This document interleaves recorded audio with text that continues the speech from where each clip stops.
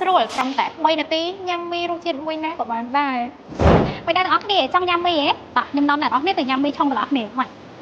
នេះអ្នកនរគ្នាបើសិនជាអ្នកនរគ្នាមកអ៊ីអនមកស្វ័យយូសាខាចាក់ងរេលើគឺអ្នកនរគ្នានឹងអាចឆុងមីញ៉ាំដោយខ្លួនឯងយ៉ាងងាយស្រួលតែម្ដងនេះអ្នកនរគ្នាមីមានច្រើនប្រភេទខ្លាំងមែនតើតាំងពីមីតូបមីទឹកមីជប៉ុនមីកូរ៉េអីគឺមានទាំងអស់អ្នកនរគ្នាហើយបើសិនជាញ៉ាំមីហើយស្ទើរទៅហ៎ចង់ថែម topping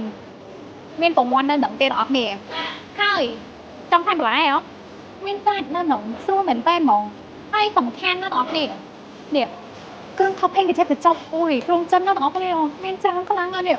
ខ្ញុំខ្វាក់តហ្មងឃើញហើយតាដានបានកត្រកមួយហើយបាទយើងយកមីកូបមីមួយតែឃើញមីថប់ឲ្យយូរនេះកណោអានេះប្រភេទមីឆុងមីទឹក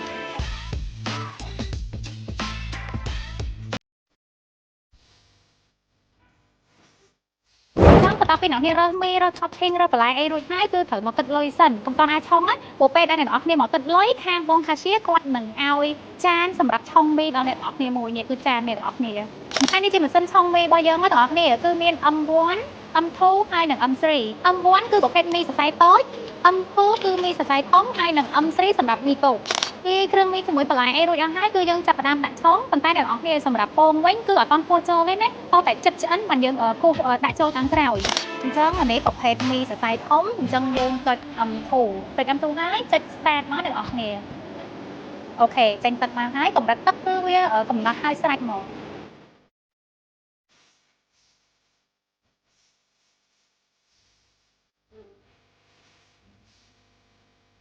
អត់នេះអញ្ចឹងមីយើងពុកហើយ